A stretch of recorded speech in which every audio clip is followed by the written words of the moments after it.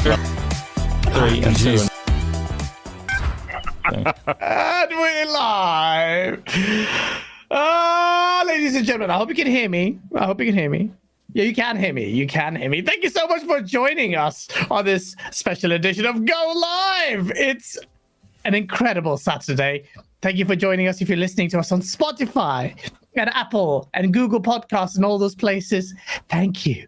Thank you for joining us. We have an incredible show as always for you today. We have incredible guests. Before we introduce the guests, Asa wearing a Final Fantasy shirt despite the Xbox fans. How are you? I'm a massive troll. I'm not wearing it for that reason. It's the only thing I had washed, I promise. I'm good. I'm looking forward to this. We've got Mag for the first time. It's always good to have a first-time person on there. I know you from your skit, so I know this is going to be a fun show. And Dealer, the one person I'm sure chat's going to be saying, where's your camera, Dealer? But he's one of these few people. There's like a handful of people that have got enough charisma to carry it off without a camera. So happy to have him here. Great stuff. No, that's not true.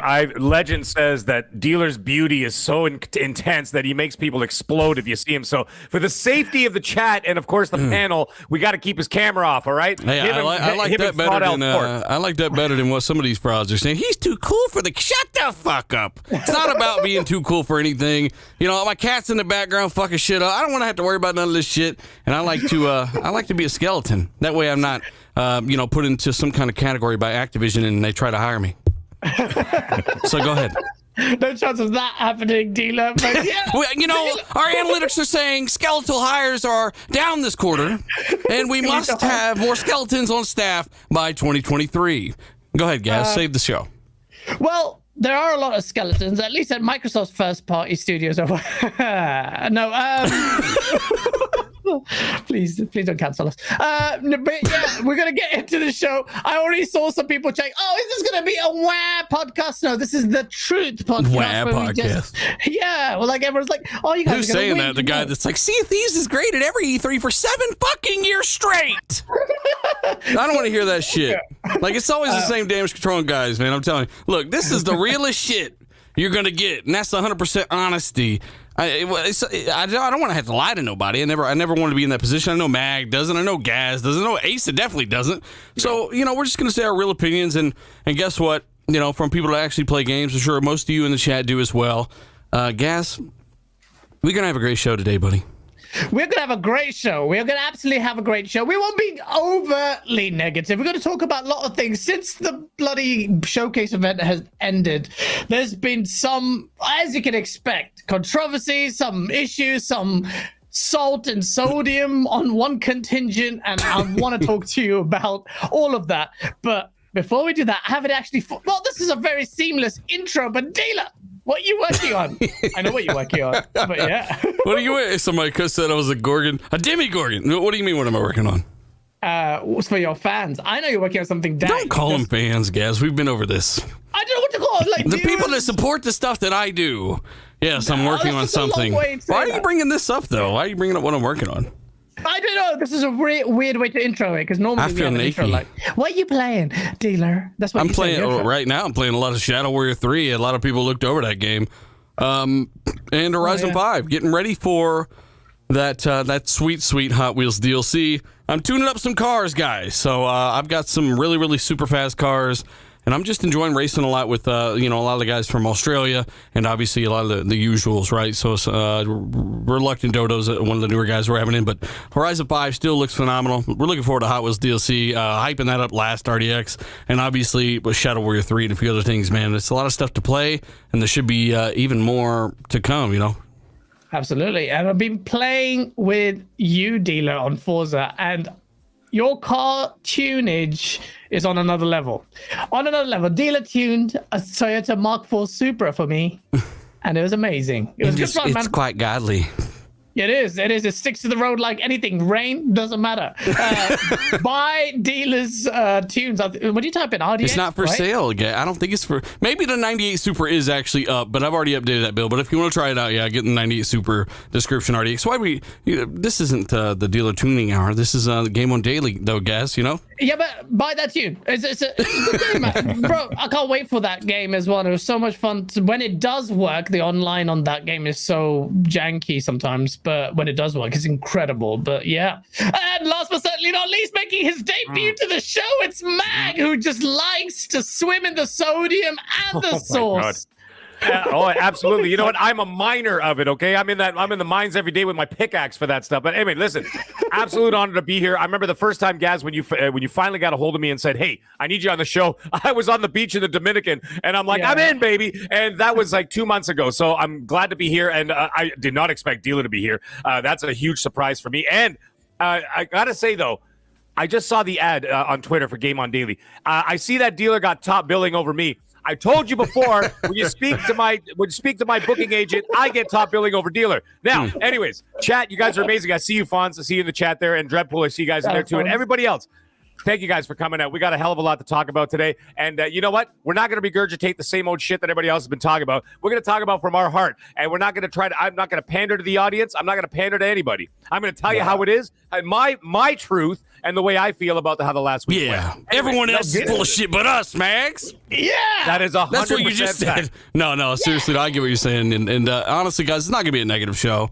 I mean, look, the most negative thing about this show is the expressions on Ace's face when you zoom in, when we make bad jokes. That's about it.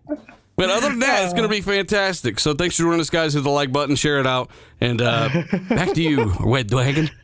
Yeah, well, wet wagon. I don't see that reference there. Well, that's a good segue to the next topic. We won't be overtly negative. We gave our views on it. We weren't happy with it. Doesn't mean we have to have an echo chamber podcast. It is what it is. But we were also, and it seems like people keep forgetting that no matter how much we wax lyrical about how impressed we were with some of the things they show, they just completely ignore that and just look into my scathing responses. I guess that's part of me and just maybe being I'm not overzealous. I stick by everything I said. But one of the most shining gems of the show, and I'm working on a video on this as well, but this is a game that I was talking to you on Party Dealer. I was just like, how is this possible? A game that has astounded so many that the doubters were in play right after the show. It's Forza Motorsport, the game that surely can't be doing ray tracing in-game. What is this magic? It's all lies. And today, actually, funnily enough, Digital Foundry did their video as well and tried to figure out how the hell is this game working the way it is, doing 4K, 60 frames, with ray tracing on track, which has now been clarified, because this was a big point of confusion there, that the wording and the verbiage used, on track. What does that mean? Does that mean in-game gameplay? That's confirmed. In-game gameplay for the Xbox Series, at least the Series X and PC, has ray tracing. Yeah.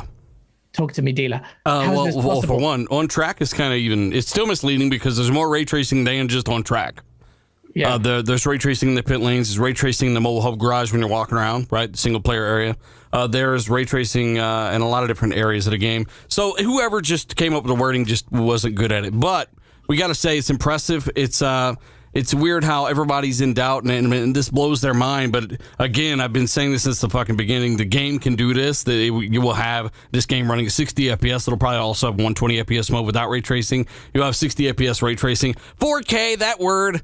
Get rid of it. You know, at this point, if you are not faking 4K, I'm pissed because you are not leveraging FSR. You are not getting, several frames of additional performance and basically what is no additional cost. If you're not faking 4K at this point, everyone's doing it. Fake 4K, it looks damn near the same. Sometimes it even looks better according to some of these tests, and they're getting just ridiculous gains. So if they're using FSR on this, it's not real native 4K. I don't care. That's exactly what I said years ago that this generation would be about. It's not about resolution. They're going to use things like FSR and checkerboarding to add additional effects like ray tracing, and that's where people it's a racing game, true, but you're seeing this in games like Doom Eternal as well, Resident Evil, other games, and you're going to see even more use both global illumination ray tracing as well as reflective ray tracing. The game looks stunning. There's no doubt about it, though. This was something that Turn 10, these guys that are technical wizards, not only are they giving you a little glimpse of what the game looks like, but they're letting you know what Fable's foliage and stuff is going to look like, too. Yeah, absolutely. All that, it looks fabulous. Fabulous. It does. I don't know if you managed to, that you might not have. It just came out a few hours ago, Digital Foundry's analysis of it. And it looks like there's some evidence that this is the game that's actually using some image reconstruction techniques, possibly variable rate shading, because they're noticing that they might be ditching MSAA. There was some if they're not using BRS on every game, like we've all said, right? Microsoft have literally bragged about, we got BRS custom algorithm. All right, I expect them to use it. So BRS, FSR, every single little thing you can get to basically identical visual performance, but with a crap ton of more actual performance to put into graphics or frames. Look, that's what you're seeing right here. You're seeing multiple layers of innovation. All one cut, Gazimus. No cuts. Yep. They're flying between cars. The time of day is cycling. The fireworks are going off. The pit lanes are shooting cars out. They're zooming in on the engine bay right here in real time with the river in the background that you can't even see, right? All this stuff's happening at the same time. And they're showing you the ray tracing in the engine bays. This is how much stuff that they have literally been working on this for years. As a matter of fact, I reported on a Forza video, not my last one or the one before that, maybe the one before that they were going to be at GDC 2020 to teach developers how to actually leverage ray tracing on the box. Remember, knowledge is power, right? So these guys are the ones to look at. And as we said, it's always going to be a bespoke console version of ray tracing. I don't expect it to crush 3080s. I'm not stupid. I've said this for years. But I do expect it to do its job and be quite convincing at a $500 price point. You quite literally really couldn't ask for more from the studio right now.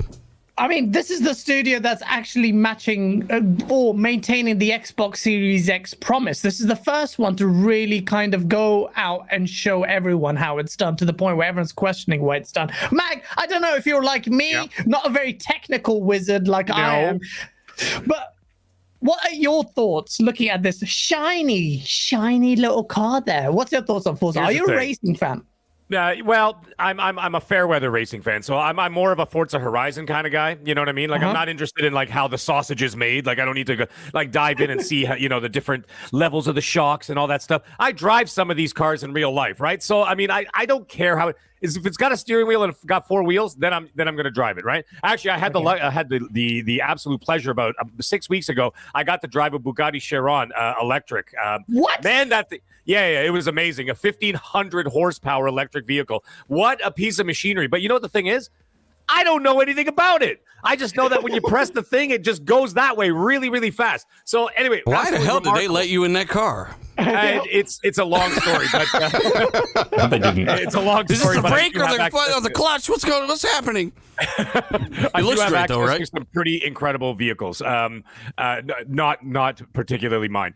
Anyways, the point is that from a gamer point of view, now you get people like Dealer who, very technical, very tech-based. They know all the details about all these things, right? It's wonderful. I listen to RDX, and half the time I go cross-eyed when they start talking about threads and all this other shit. I'm like, what are they talking about? You got to get it from somewhere, Max. Who else is going to teach you this shit? I know. And you know what?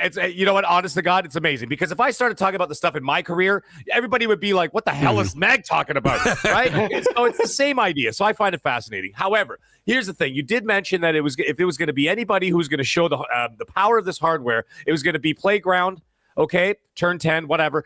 Or, it's going to be the Coalition, one of the two. It just so happens that they got to it first, right? Because you know that whatever the Coalition, they're going to actually show off the horsepower of this hardware as well. What I'm seeing from this game is that it's going to just provide more immersion. Okay, I hate to use that as a cop-out because I'm not really a tech guy, but it is, to me, it just displays more immersion, and it brings you into the game, brings you into the experience, brings you into the true simulation. And I gotta say, not to get all, whatever, fanboyish or anything, I'm not going to, but at the same time, if you see Grand Transaction 7 and then you look at this and you know what I'm saying? It's like, get a pen and paper, whatever the hell their name is. They are writing and scribbling down already. They wanted the real ray tracing while racing. Fuck. Yeah, well, when their next game comes out in 2035. Yeah, with 2024 cars. But anyway, that's a whole other story. But, that's what I see. I see that it just brings, like I said, more immersion, and they're actually utilizing the hardware. And that, I understand that Turn 10 is obviously not directly involved in Fable, whatever, but Playground obviously is. It just gives you, like Dealer was kind of same engine, yeah. It's just going to give you that window, you know what I mean? A glimpse into the window of what we're going to expect in Fable, which is what I am truly waiting for. Now, I'm waiting for that. And of course, the Hot Wheels DLC on the Horizon front is more my alley, because that's going to be a lot of fun, right? You guys remember the last one? Wasn't that great?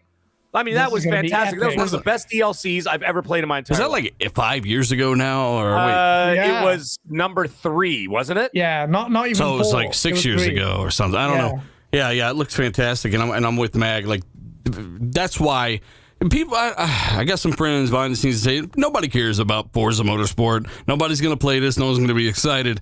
And you know, yeah, I know. And it, you know, cars are. Everyone knows what cars are, right? Everyone kind of, whether you like them or not, you know what they are, and that's why Forza Horizon 5 has done so well. Despite it's great reviews. Motorsport is going to be just off the charts, beautiful, and it's going to provide what I think a lot of people are not talking enough about, and I will be sure to do, which is the physics technology behind these cars and what separates Forza from Gran Turismo in a lot of people, most people's opinions. Sorry, but there's a reason these games are doing better. Average review scores, right? So somebody in the chat is like blown away. First off, they got all the sales numbers for Forza Motorsport off. They said it barely hits 1 million. That's the dumbest shit I ever fucking heard. But yeah, I mean, there's a reason people prefer the way Forza Motorsport feels over Gran Turismo, pretty much by and large at this point. There's a reason that ever since 2004, when competition introduced itself in the form of Forza Motorsport 1, Gran Turismo scores have been sinking and tanking, with a recent rise with GT7, right?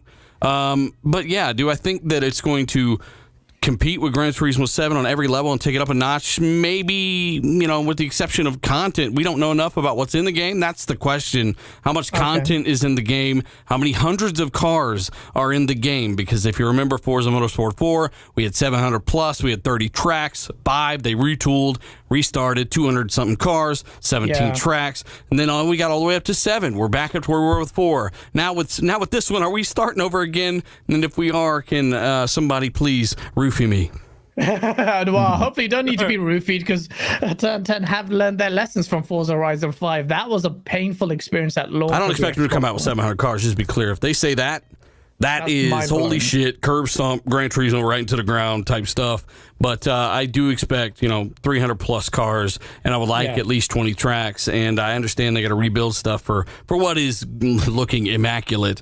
But at least you have a real excuse. You are retooling. It is a break. And the build they had running on Xbox One was just the test server stuff and some basic multiplayer stuff. Apparently, this is the only build that's actually releasing. And now we see why. They're trying to push all these high-end PC features, right? So it just looks phenomenal. I think the chat agrees. Let us know your thoughts, by the way, chat. Dealer, when do you think they'll, or Dealer Gaz, or anybody, when do you guys think they're actually going to do a deeper dive reveal on the game? Do you think it's going to be this year or beginning of next year? I haven't even thought about it yet, honestly. I'm just curious. I mean, it's a good question. It's a good question. I just haven't thought about it. Well, yeah, it's true. Yeah, because they've shown it quite early off, I think. You'd expect maybe with races, it's not like they have to drip feed us like other games where they have to pace the reveal. Starfield, for instance, that's coming out next I don't need any more fireside chats with the leather shoes. Sitting there telling me about the different factions. Just show me the. There's people in the chat that think this game might be 200 gigabytes. Now, there's more technology than just visual technologies at play. Hopefully, with this game, right? It's first party. Microsoft. This is something I bitch myself about in a lot of different videos, especially towards the ends when I'm kind of talking about what I'm thinking about a lot of this different stuff. They have yet to leverage their own box. What will be about 2 years in here soon. Halo still don't got ray tracing. There's a lot of weird things. They're not using checkerboarding and FSR on Forza Horizon 5, for example, which could essentially nearly double performance, right? And you could slap that into everything we talked about earlier. There's a lot of things that are not happening right now, and Microsoft showed you with this demo they are interested in exploring and stretching their legs with their consoles, with all these features, with velocity, with the actual I/O throughput of the SSD and the virtual memory. This stuff is real. And that's what they've used to generate the stuff you're seeing on screen. There are other technologies like BC Pack, right? Where they can basically hyper stretch or shrink textures based on what sizes are warranted.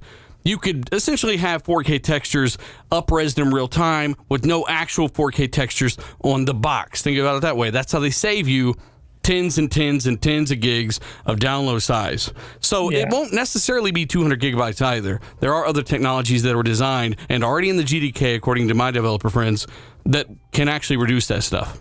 Yeah, no, absolutely. This super chat from Andrew Wilkins. He's ingesting the sodium. It's coming out of his pores. Thank you for the $10 super chat. He goes, can anyone tell me why Xbox fans lie and say Forza is racing king? Well, if you want to ignore the... Well, anyway, let me Horizon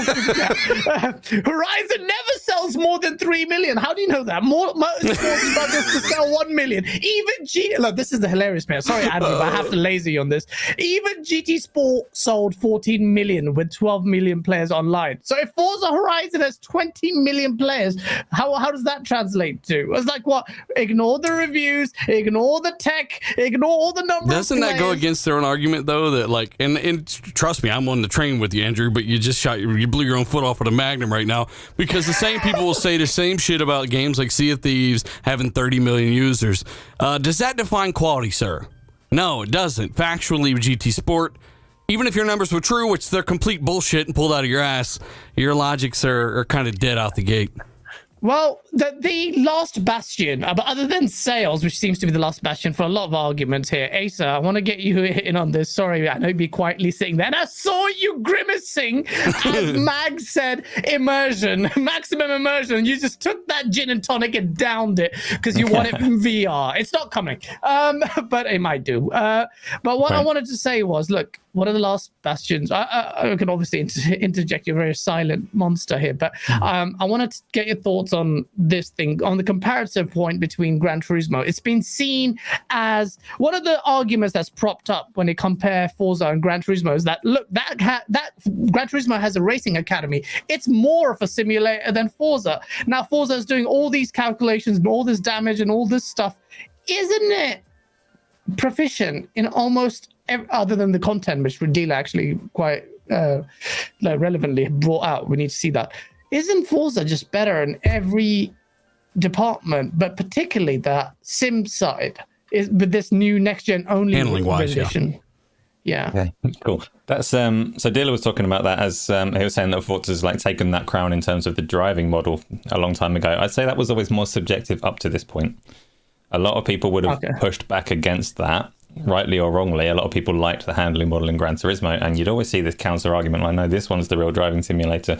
That's why whatever driver loves it and whatever. It's always been the argument, but that argument has to die now because Gran Turismo, being the cross-gen game that it is, cannot touch the authenticity of the handling model that this Forza Motorsport game will bring. It just can't. Going against your own argument there, Ace, said they will still tell you Gran Turismo handles better. Well, I'm still hearing that. You get what I'm saying? You just said it. Factually, they ramped up physics on the new one. It's going to factually, it will handle better. It already does handle better. I mean, I'm just telling you, like, if you ever been in a real car, you know Forza has better, more accurate physics, especially at low speeds. If they're going to sit there and generate all the 48x the performance on physics, simulate the temperature of air going into the engine that will increase or reduce all this stuff, right? Guys are going to go from playing Forza Motorsport 2023, they're going to walk up to you and be like, Gran Turismo Sport handles better. Gran Turismo 7 handles. They're still going to say it. Yeah. But in terms of I can see what, Asa, you're saying that there was an argument there, but you were saying that's disappeared completely. I mean, objectively, surely it's hard to argue now. Yeah, they're leagues apart now. They're going to be leagues apart. Whether you can feel these like 48 times more accurate physics simulations in the tires through your hands on a controller is another question. Like, personally, I don't know if I'll be able to or not. But Ace has got no hands. Like, he's got a rare condition. All his fingers are numb forever. Exactly, they are. It's too much of the haptic feedback. They're just like, they stop working. I don't feel anything anymore. I used to feel spaceships and raindrops, but he's like, I've been in far too many relationships to feel anything in my hands now. He's dead. They're gone. We love you, Ace. You're the best. No, but what do you make of this? Did you catch? Because you're the Mr. Technalysis. Talk to me about, do you catch Digital Foundry's assessment? Because I found it really interesting. They said they might forsake 4 times MSAA because there was a bit of anti-aliasing. They might be like, Dealer, you mentioned, like, you know what, if it's native 4K, and I agree with you fully, like just go in the bushes because you're not leveraging the power here. And it looks like with this game, and courtesy of Digital Foundry, we're doing incredible work. They were saying that numerous scenes did look lower than 4K, going as low as 1080p, some shots 2160. It seems like they are really stretching it out, but it doesn't really have a discernible impact the way they're doing it. And two, that was a custom demo. I just got to rattle that off real quick. That was a custom demo. And you're probably not going to be doing much of that while you're racing, are you? So you're not going to be flying around the fucking waterfall. I'm in first place. Let's stop and fucking zoom in on the water. No, like, that's really what's causing the GPU to struggle right there, first and foremost. Yeah. But you also got to say that the last 3 months of development is really where a lot of that polish and optimization comes in for these games. That's every game. I've said that Sony or Xbox. I'm not worried about too much pixel counts early on. But either way, like you said, they need to start using these FSRs and getting, a lot of these visual treatments through that kind of stuff. Yeah, absolutely. I mean, this is the exciting point. And Mag, you quite rightly pointed at the Coalition being the other studio that will do what Turn 10 are doing. I'm very excited. Just saying they beat him to the punch. That's all. That you knew, because you had mentioned it earlier, saying that if anybody was going to show the power of what this next generation, it was going to be either Turn 10 and then, in my opinion, also the Coalition, right? And by the way, Arcade Shotty's dropping some bombs in that chat. You better check it out. Hoggy is always doing the shout out to Hoggy, one of the most, if not the most generous people in the community, man. He is. Forza Horizon 5's premium edition, and he's also dropped Forza Horizon 5, another add-on bundle that's global. So if you have claimed that, please do in chat. Tony Combi says, Dealer was the bully. Hoggy gives away free hugs too, guys. So just message him. Yeah, he does. He's a really nice guy. Thank you, and can't wait to have you back on the show. Flame, thank you so much for the $2 super chat. Super excited for the Crisis Core remake on Xbox. I saw so many tears. I'll be honest, I had such a busy week. I'm not entirely sure where this stems from. Something has happened. Dealer, you probably don't give a shit about Final Fantasy, but something's happened. I actually don't know. Asa, can you just set the scene here? Has Square Enix said something about Final Fantasy not coming to Xbox that I've missed? Because I've been MIA, I'm not going to lie. Yeah, sure. I can go into that a bit. So I can't remember what day of the week it was. One of the days last week was the 25th anniversary of Final Fantasy VII. Final Fantasy VII Remake came out as a PlayStation exclusive couple of years ago with a 1-year timed exclusive contract, and people expected it to hit the Xbox at the end of that year. It didn't. They renewed the contract. They brought out the Intergrade PS5 version and stretched it out for another year, and people thought maybe this was finally going to be the time they're going to bring it to the Xbox. They ran their big event. They announced it for Steam, so it had already been available on Epic since the first exclusivity agreement ran out. They said now it's coming to Steam. It's not coming to Xbox, but you can have this Crisis Core spin-off, which is coming to every console, and there's a Final Fantasy VII something or other going to mobile. So it left a lot of Xbox fans that were looking forward to playing the game that have waited patiently for 2 years a little bit irritated. But I thought PC and Xbox were the same thing. Darn Xbox fans playing Final Fantasy right now, since PC and Xbox are the same thing, right? They're one of the same. You said that they extended the deal and stuff, right? Let's just call it what it is, a deal to keep it off Xbox. Yeah. How much did they pay for this deal, do you think? I don't know, man. It's just like almost a precursor to them being bought out at this point by Sony. It's like everyone's talking about it, but what's the point? They're in bed so much anyway. Maybe it's 3 million shillings. I have no idea. Shillings. Funds around is like $1 billion. I don't know, but it's just like, I want to see Final Fantasy. If it's on Steam, I'll play it on my Steam Deck. 1 billion. Vaughn said $1 billion. 5 magic beans, says Blue Moon. Perfect. I mean, it's a shame, but it does show that Xbox fans do have an appetite, perhaps, for JRPGs. Asa, sorry, Mag. Like, are you a JRPG Do they fan? Though? Like, Maybe is it that much of it? That's the reason I'm asking. Can I get this out of my system? Do you really care for I'm not saying that. By the way, I always say go fully hard on the Japanese side if you want the Xbox to succeed. I can't talk today. succeed there. Lost Odyssey 2, I want to see that happen, but what's your take on it, Mag? Do you think this is just a bunch of people on social media crying about it? First of all, people are gonna hate me for this. Wandering Dutch, I know you're in the chat. I saw you in the chat earlier, and I know you're skulking around there like Gollum listening to this show. Let me tell you something. He loves Final Fantasy. I hate that series. I've tried it so many times. I've maybe 8 or 9 different times I've tried to get into that series. And plus, let me tell you something. I don't trust a developer that goes from 10 to 11 to 14, back to 13, then 13A, and then 13B, and then 15, and then 16, and then back to 7. Okay? You don't trust motherfuckers that can't count. Yeah, you guys can't count. Then don't release any goddamn games. Anyways, the point is, I hate those. I don't really like those games. They're not really my thing. And you know what it is at the end of the day? Apart from company developers or publishers like Capcom, I do not like, and this is just personal, I don't like Japanese narratives. I don't like the way they tell their stories, and it's got nothing to do except for from a cultural basis, the way that they tell their stories, the way that they portray their comedy, that kind of stuff. I just don't find it funny. I don't really connect with it. So, and that's fine. Like, hey, you know what? Everybody's got their own thing. It's just not my thing, and I'm not saying excluding people from it. But here's my problem.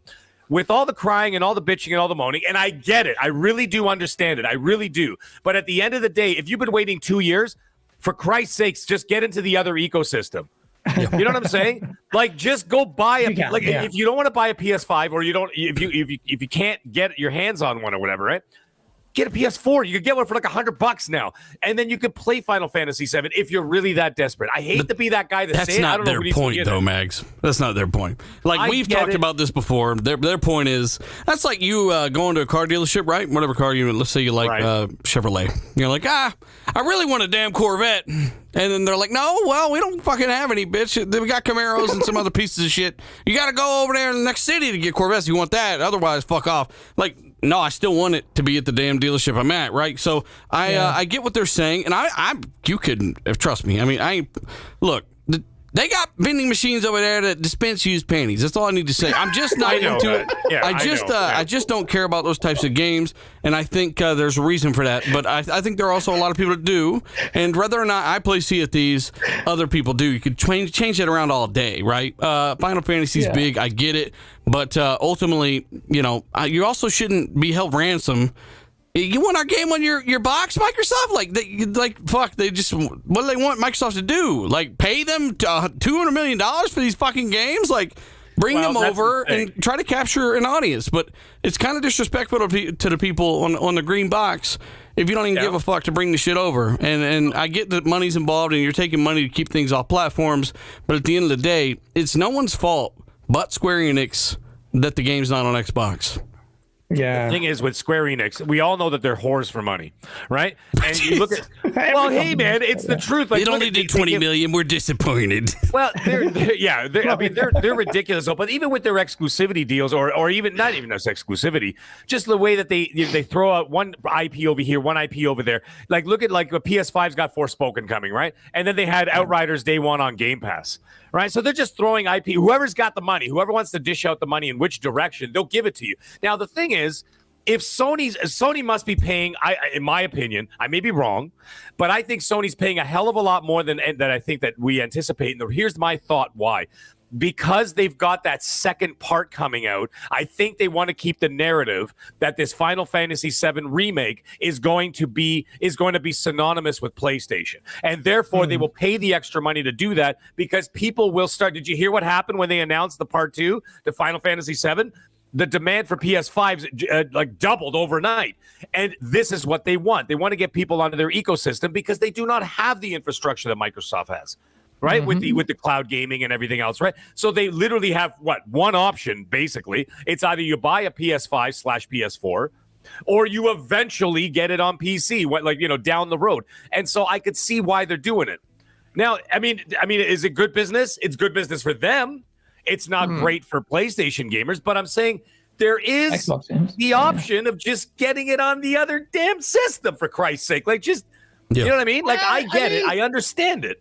But yeah, that's a great point you mentioned about the fact that, PlayStation will be very painfully aware of how important Final Fantasy is. And it may be a deal that's gone ahead, and that's something they've done. Asa, do you really think Sony has a hand at this with Square Enix to make sure that it deprives Xbox of Final Fantasy for a bit longer? Yeah, almost certainly. They've tried very hard to associate the Final Fantasy name and brand with their console. Because they're getting Final Fantasy 16 as their exclusive as well. I'm probably the one person on this panel that really likes JRPGs. I really like Japanese games, and I really like Final Fantasy 7. I don't mind them. I'm sorry. Yeah. Final Fantasy 8 No, right you don't now. need to be sorry. You can like what you like. I mean, Gaz likes him too, Ace. So why are you gonna leave him out? You heard him in that little reaction. Gaz just likes spending money on Apex Legends. I'm talking about people that actually play games. Oh, I'm probably the only one that actually plays these games. Fatality. Wow. Shame. Hey, Ace, so why don't you go around to some of these other podcasts and start saying that shit, huh? You gotta get some of these motherfuckers that actually play games. You look at their fucking, like, it's clear who plays games. It's kind of an epidemic, man. It's a bunch of people don't play games on podcasts. But Gaz, he has an excuse. He has herpes. I play multiplayer games. I also play Final Fantasy 8 We were playing right Forza. now. We were playing Forza and stuff yesterday. Gaz plays. He's a busy guy too. Also, It's true, he does play some games. But no, I really liked I like crack. Final Fantasy 7, the original one. So the 25 years ago Final Fantasy is the reason I got a PlayStation 1 in the first place. And one of the few series that I followed through on that line of consoles. But they definitely got worse and worse and worse over the years. So when Final Fantasy 7 Remake came out and was actually good and I liked it, it's like, that's more luck than judgment, because I don't trust Square Enix to deliver anything well anymore. Gaming Forte. I don't play games. Shout out to Forte. You play games. You just play too much Destiny, sir. Back to you, Asa. Sorry. Yeah, no worries. I expect Final Fantasy 16 to be poor. I don't think I'm going to like it. I'll probably try it because it is a Final Fantasy game. They always have these fantastic OSTs and they try, but the series is not what it used to be. Final Fantasy 7, I'm actually personally disappointed it's not coming to Xbox, even though I've already played it. Because the PC version isn't very good. Oh, okay. So, well, why don't you play on a console? Like a little girl. For a very calm guy, you are an assassin. Yeah, you just constantly taking shots at people. I love it. It's so calm. He's just so calm. He's like, and that's why everyone in this community is a bunch of bitches. Anyway, back to you. Wow. He's putting them into my mouth, but somehow he's reading my mind. It's weird. I'm getting quite shit. No, so the PC version is known for having all these stutters. The PlayStation 5 version, I've said, I think it was on RDX actually, I said, I really don't like choosing between performance and quality modes. I don't like that. You have to choose which compromise. What are you going to lose? You're going to lose your frame rate, or are you going to lose like all of this visual stuff that you like? It's usually just resolution for the most part. So I'll just play on a PC normally, but the PC version stutters every time you go into a new area, and it's supposed to be a fairly prolific problem. So I was hoping that the Xbox version would come out, because I played Final Fantasy Remake, but I've not played the Integrate update. So I thought, I'll actually play that one through again. I like the game enough that I'll play it through a second time. I'll play that on the Xbox, and they just won't give it to me. So it's minor frustration. Did you upgrade your computer? Maybe those stutters that come from your computer. It's not possible to upgrade my computer. What the fuck? Maybe that's why the game's like, what? There's no idea what's happening. This is a next-gen tech. I'm not ready for this forward compatibility. Let me read these super chats. Thank you all for being really generous. Jacob Novick, thank you so much for the SEK. Which country is that? 50 something. 50 pesos. Yeah, it might be. Happy birthday. It's not my birthday. Dealer here. I need to say Mag's videos are way too funny. Never quit. Oh. Speaking of Starfield, which we'll go to in a bit, one word, Game of the Year 2023. We'll go into that next. RG Viper X, thank you for being a member for 7 months, because Microsoft should buy Square Enix to stop Sony from money-hatting games. Chances are, if anyone's going to buy it, Square is probably Sony. Flame, thank you for the $2 super chat. I have not, nor will I ever care about Final Fantasy VII. Remake. Oh shit! Lol. Wow. Witcher decapitated everybody from those Final Fantasy games a long time ago. Asa, I don't know if you knew that. Witcher versus Final Come on, Fantasy. Asa, let's go! Asa, go on. Say something. Asa, you play Witcher 3, right? Of course, yeah, I love Witcher 3. I can like 2 different games of 2 different types. No, you can't! Choose a side! No, I hear what you're saying. No, you like great games and you like some shitty games. Everyone likes that. Everyone does that shit, and you know. Yeah. No, but seriously though, like it sucks that the PC version is stuttering. That does suck, because you do. So you're not going to go play it on the PlayStation though, right? Or are you really going to wait? Will. It's going to turn out that will be the best version that I can play. So I'll probably go back at some point, but I'm in less of a rush because I have already played it. So. Gotcha. Well, see, that's the thing. You already played it, but like the guys who are waiting, it's like the PC guys really piss me off sometimes. Where they're like, "I'll just wait till it comes to PC," and I'm like, "What are you gonna wait 7 years?" Like, come on, just play the game already. It's getting like, shorter and shorter, by the way. That gap's no, I know they are. I know. They're definitely getting shorter. By the way, that was Swedish. By the way, that was from Sweden. Oh, that was Sweden. Yes. Nice. Uncultured line on this chat. I'm uncultured. Shouldn't they get euros? I don't know anything. Jackson, thank you. It's okay. I totally didn't get it either. I just read somebody in the chat actually had pointed it out, so I'm a fraud. Anyhow, I'm in Europe. I should know, but not in the European Union anymore. Thank you, Brexit. For God's Back to you, Red Dragon. Thank you. Wow. Red Dragon. That guy is just poor guy.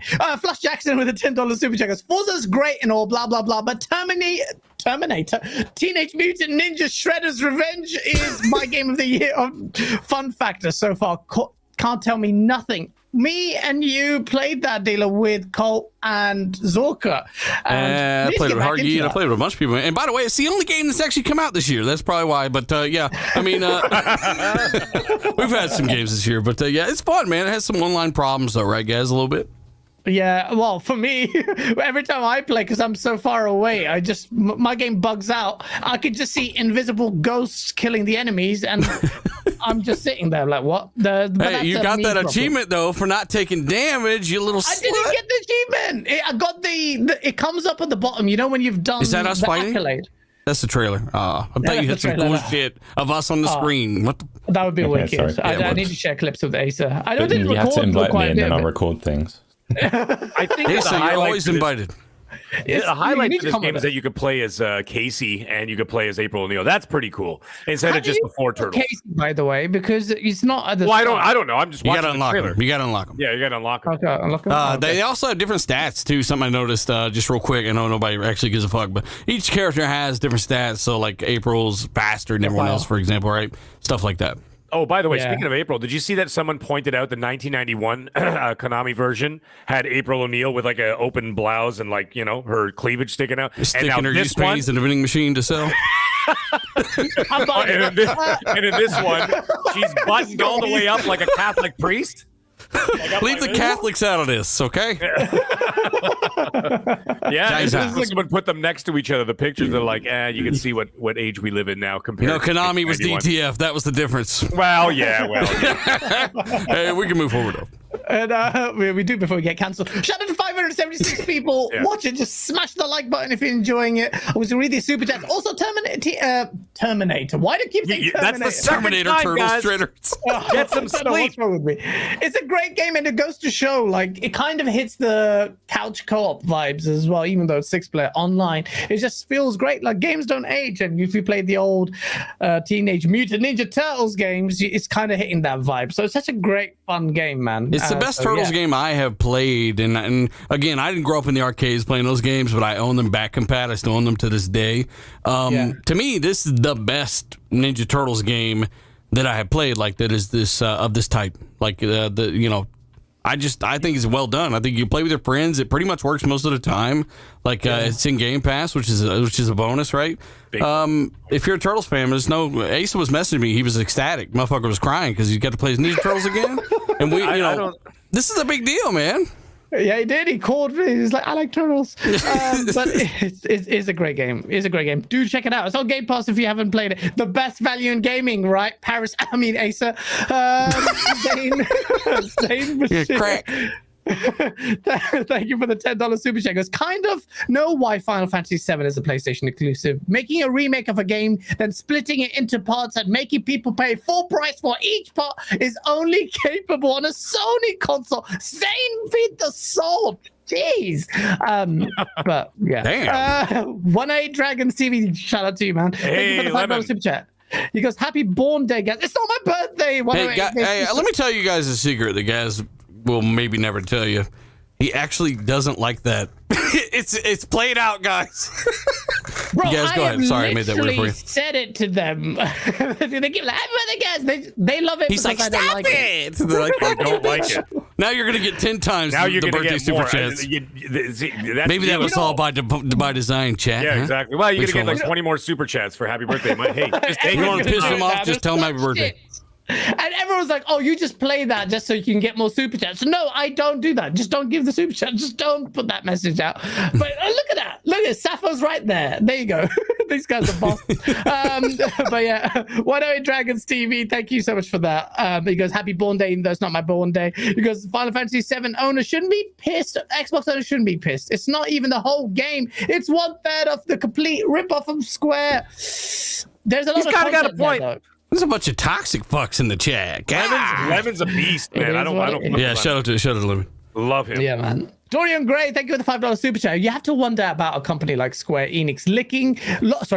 Move the mouse. Wow. Locking their games on a platform. I'm licking these The games mouse down. was over the O, and it looked like an I. Locking their games on a platform. The top brass of said platform says isn't even reaching enough people. This is the thing we've talked about. You think they would want to Square. go for Xbox though, like with xCloud and all that? You think they would like Xbox is probably a good idea, huh? You got the app on the TVs and the phones. Like they have the biggest audience, in my opinion, with all that stuff. I'm not saying they have the potential for the biggest audience. You think Square would be a little bit more forward thinking? That's why I'm saying I'm wondering how much money Sony gave them. $5 billion. They had to give them enough to at least cover like a good portion of their the development costs. But otherwise, why would they be doing this? I mean, how much those games cost to make? Set up for acquisition. Yeah, I know. I guess so. I mean, Sorry, that was my other thought. But anyway, no, you're good. No, it's good, and it's a good point. And so someone actually DM'd me, said, "Why is that happening?" And ultimately, Xbox would actually have a massive appetite. They do have a massive appetite for JRPGs because they're desperate to make that themselves known. You saw that at the Xbox Bethesda showcase with Phil Spencer at the end. So it's like a weird thing. I think you're onto something there, Mag, with money possibly changing hands to extend that exclusivity and deprive Xbox from I think they're going to keep doing that because, like I said, as soon as Part 2 was announced, the demand for the PS5s doubled overnight. And you know what? That's not by accident. That's by design. And then they're going to keep doing that so that because is it going to be what 3 parts? They said. Mm-hmm. Yeah, presumably. 4. Okay, well there you go. Trilogy, yeah. Well, there you go. Oh. They're going to carry this to the end of this generation, to the end of the PS5 generation into, whatever they become after PS5. Possibly even more based on how long it's taking them to churn out these. So, yeah, this trilogy. Fair okay. point. But that's crazy. Yeah, no, it's a good point. And now I get to see why everyone was throwing a hissy fit. But I think you're onto something there, Mad, about what the real reason is. Randy G, thank you so much for the $5 super chat. Because Final Fantasy's remake sold less than 15, I assume, million. Is it possible that Square might be killing the franchise in the long run for short-term gains? Well, it depends, Randy. If it is a case of money hatting and money changing hands, perhaps they've struck a deal. It will still sell on PlayStation after all. But I think he actually made 15 copies, by the way. Sounds about, yeah, but I think I don't think they're going to kill it. But if your point is that they're being short-sighted in neglecting Xbox, perhaps time will tell. 108 Dragon again, thank you so much for the $2 super chat. Okay, it's not your freaking birthday, lol. There we go. Let's get some more of those. Hey, happy not birthday, bitch. Every day. There you go. Splendiferous, shout out to you, brother. Because anyone else eating nuts, Mag is so hyper. He's always hyper. I'm not hyper. This is just normal. Did he say anyone eating nuts? Is that what he said? Yeah. He's Splendiferous, stay off of the astral glide. Yeah, he's. Last time we was in a party, it was some weird stuff going down. Yeah, well. That's Splendiferous. You've been in party chat with him? Splendiferous? Yeah. Yeah. Oh, A couple times. I need to chat to that, bro. Flame, thank you for the $2 super chat. Gaz, secret to end memes, embrace it, kills it fast. What the flip are you talking about? No idea. You have to actually have birthdays every day. Then they'll stop saying it. Oh, I see. Okay, I have tried to embrace the meme. I just take it. I take it up the behind and it doesn't go away. So what happened? I guess I'll have to declare my actual birthday one day. Dan Lazaro, the $5 super chat. This is going to be brilliant. I can tell this guy is a poet when it comes to super chats. Nobody cares about Final Fantasy. It's terrible. If demand doubled for PlayStation, Final Fantasy would have been better sell. Shut up, Dan. Dan Lazaro, you are the king. This man is a poet when it comes to super chat. He just says, fuck Xbox, you damn X sluts. This man is a poet of super Dan Lazaro, you chats. win the super chat for the day. Thank you very much. Shout out to Dan. Shout out to Dad. I always take a shit on his chest, but it's funny. Shout out to you. We do appreciate it. You make the show what it is. We want to talk about, so someone mentioned Game of the Year 2023, and a lot of people were talking about Starfield being a Game of the Year contender for this year before it got delayed in the face of Elden Ring, which even though I said Elden Ring is definitely winning it. Starfield, though, off the back of the... Part of me expected this, by the way. People seem to be attacking Starfield en masse, and I don't see any Xbox fans doing it, or I mean, generally. It's a No Man's Sky clone. You can't fly from space to the planet seamlessly. Character models are being compared with Horizon Forbidden West for stupid. Frame rate's been attacked, rightfully, actually, in my opinion. Procedural generation means the game is hollow. It's BS. It's all gonna be a hollow husk of a game. Can we just like tackle those backward in reverse, like Human Centipede reverse style here? Yeah. Procedural generation. Procedural generation. They already said that it's got the most handcrafted content that they've ever built into a single game. They've already said there are 4 major hub cities, which is at least as many, if not more, of the major cities in pretty much all their games. You're looking at a massive... This is ultimately what will make this the biggest game ever made. Starfield is, rightfully compared to No Man's Sky in terms of its, the way that it does things. The second you pull out the little, excavating gun and shot the shit off the fucking wall, it's like, I see it. But that's okay. Games do that, and they've even said they've gotten mad inspiration from other games with Starfield, and that makes sense. But the game's doing things that have never been done. It's got 1,000 worlds to explore, right? Or is it 100? I don't remember. We're busy arguing about that while we're on Planet 9, but that's not the point. Sorry. But that basically what I'm trying to say, Gaz, is that while we're talking about if this game looks as good as Horizon Zero Dawn, we're zooming on some peach fuzz. You're forgetting to zoom in on the hundreds of worlds and landscapes that Starfield has that Horizon Zero Dawn, whatever the fuck it's called, doesn't have. Right? The game is so much bigger, so how can you try to equate these two things when this game is doing shit that no other game has even done before in the way that it's doing it? That's why it will ultimately be the biggest game ever made. It's got that Bethesda, lore, that storytelling, but across multiple planets, plus hundreds of planets you can just go to and check out. It's kind of something new, man, but it's something familiar as well. And it's to me, MAGG, I don't know if you would agree with me, but to me, it hints at a massive sodium and insecurity and maybe perhaps a little bit jealousy because, Jeff Grubb, I'll lead with this. He an excellent tweet. He goes, some of y'all don't even understand pacing and it drives me bananas. What if I go to planets in Starfield and nothing happens? That will make it even more special when something does happen. If every moon has moon pirates, it's going to be boring. Yeah. He's so on the nail. But they pointed out Goldilocks planets, right? Specifically. The ones with life on them for a reason. Yeah, absolutely. So what's your take on this, man? Well, look at our solar system, for Christ's sake. We're the only ones with shit walking around on it, right? The other ones that got all whatever the hell they got going on, and like Mars and Pluto and everything else, right? So what the hell is the difference? I don't get it. Anyway, sorry, what was the question? Yeah, so have you observed this kind of discussion and concern about it? Are you concerned about Starfield? No. Are you looking forward to it? I am. You know when I'll be concerned about Starfield? When it's in my hand. Right? When I'm playing the game, when I'm actually sitting down and actually playing the game. Until then, we're talking about presumably, 10 to 11 months away, right? Because, I mean, they could say, it's within the 12 months, whatever, right? When they did the whole showcase. That could be like 11 months and 29 days, right? So it could be. It could even slip beyond that, by the way. But right, well, you notice they showed Starfield after they reiterated that at the end. So it could be the Starfield's even beyond that. Yeah, it could be. Now, here's the thing. How can anybody... like just from what they saw, and what they saw is not something that's actually tangible, that's in their hands, that they can actually, play themselves. How can anybody make any kind of like an estimate, like an educated judgment as to what they're seeing, what it is, what they're playing, what they're going to get, what is going to be the final product, and how it's going to perform, or how the narrative is going to be told, or anything like that? You can't. So the only thing that you could do is say, I'm interested or I'm not interested. Anything else is just complete bullshit because you don't fucking know. Excuse me. like How nobody dare knows. you say that? So like when people, but when people, sorry, sorry, when I get worked up, I actually speak slower. It's kind of funny how that works.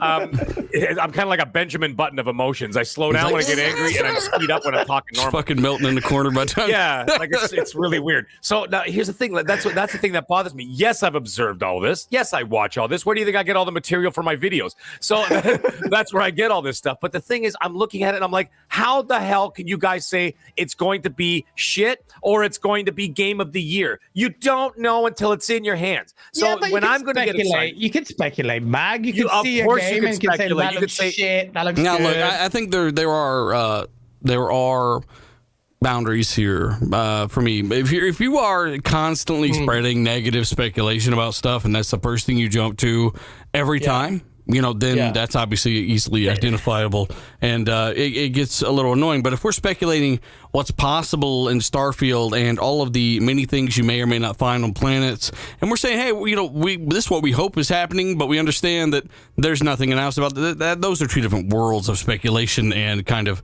information pushing, right? Peddling, whatever the fuck you want to call it. Starfield looks phenomenal, Mags, and I think anybody that looks at what was just shown and that actually, as you did, you listen to this thing and you're like, holy shit, they're saying all this cool stuff. I like what I'm hearing. I am either excited or not excited way before I get the damn game in my hands. I'll tell you that. Yeah, that's the thing. I'm gonna wait until right before the game comes out, because then you're going to see the final build. You're going to see people playing it. You're going to see all the influencers who already get, the first 8 hours or whatever. Remember when Elden Ring came out? Like 2 months before it came out, they had some of the major influencers, like, not frauds like Randall Thor and stuff. I'm talking like the big guys, right? So, Rand, I hope you're listening. So, yeah, anyways. No, Rand troll. Every time I do a podcast, Rand trolls me with pictures of myself. I'll get into it another time. So I always have to take a shot out of him every time I do a show. Leave Randall alone, sir. Come on. I love Rand. Rand's awesome. Yeah, he's fantastic. So, but anyways, in all seriousness, these guys get they get like a chunk, like the first 6 hours or 8 hours, whatever. And then you could actually sit down on YouTube, watch it and say, hey, this is for me. Wow. Right? Or this is not for me. Right? Yeah. I was never a Souls guy, but when I watch those Elden Ring videos, like Skill Up and some of those other guys playing it, I'm like, you know what? I'm in. And then I ended up playing 120 hours of that game, right? So Starfield, first of all, I play Bethesda games. I play RPGs. Open world RPGs is my jam. So I'm going to be playing this no matter what. But the thing is, I'd love to sit down. I don't want to see the whole goddamn thing because I don't want to be spoiled on the game. But I will sit down and watch a solid 40 minutes, 45 minutes and just say, let's just see how this plays, right? And then I can say, this is great. But right now, you're not like Todd Howard sitting with his light tan leather shoes, sitting there talking with his Keebler Elf voice, ain't going to be telling you. It was specifically those shoes that hyped me up, sir. Dude, I love those shoes. Good thing you didn't wear any other shoes. The game would be trash right now. But yeah, I mean, you're telling me after everything you said, understanding the scope of Bethesda games and everything you've seen before, I get it, dude. That after coming out about, hey, you can build your own fucking ship. And hey, also it's got 40% more narrative than our usual games, and it's got the most handcrafted assets, and it is our largest. I'm just saying, like, obviously, Max, you're more excited about that stuff after that information came out. You're more excited now for Starfield than you were. You had to be. No, I am, and I am interested in the game. Obviously, I'm going to be playing the game day one. There's no question about it, and I'm excited to play it. I just think that the people who are who are arguing passionately from one side or the other, I think they just need to just chill out a little bit and be like, guys, let's let them do their thing. And then we'll get a little bit closer to it. And then, I don't know. That's just the way I feel. I just think people need to just chill out. It's the negative fucks, though. That's the ones that, if the negative fucks didn't pop up out of nowhere about something, that, we all know there's a range of rationality to being negative. If they're not being negative about something like Starfield after what they saw and heard, if they're being negative after that, that's why the other side is even there. They're like, what the fuck are you talking about? Okay. You're a crackhead. So you're really just talking to the negative guys that are running with all the bullshit with Starfield, especially now because it's not on PlayStation. Well, and let's face it, look at the history of Starfield. That was supposed to be a PlayStation exclusive, right? Or at least a timed exclusive. Well, yeah, they talked to him about a deal. Right? So that actually, for some people who are really, really invested in that whole console worry kind of stuff, I mean, that probably stung quite a bit, right? To find out that after the fact that that's your market, that's your audience, Max. You should know this. Yeah. You've seen them cry for Starfield. You've probably talked about it. They're my bread and butter. Those people, I love it. and I mean, to be honest, look. the performance thing is an issue. I do agree, but almost everything I saw, Acer, I was astounded by. I'm like, what? The game even visually, it's not like mind-blowing, but some bits, the lighting looks incredible. For a game of this scope, I think the game looks brilliant. Tonally looks great. The scope of the ships, you can build your ships, base building, you got the core game, just like full of Skyrim, all of that. Surely, am I losing my mind? Is this something to be concerned about? Is there any concern that you have about Starfield? Some of the concerns are going to be legitimate. There's things we don't know about it. It's huge. It's doing new things. The performance is a legitimate concern. You see it, and you hope that that's going to be improved by the time it comes out. Yeah. Right? The procedural generation of planets. People are fine to question that. We don't know how good those procedurally generated planets will be. Like, there's 100 systems, and there's 1,000 planets, and there's 4 major cities. There's more major cities in Little England than there are in Starfield. So if people are questioning that, going, well, what's actually on these planets? What are we going to be doing? It's a fair question. We don't know yet. We don't know how fun it is going to be to go and mine on procedurally generated planet number 842.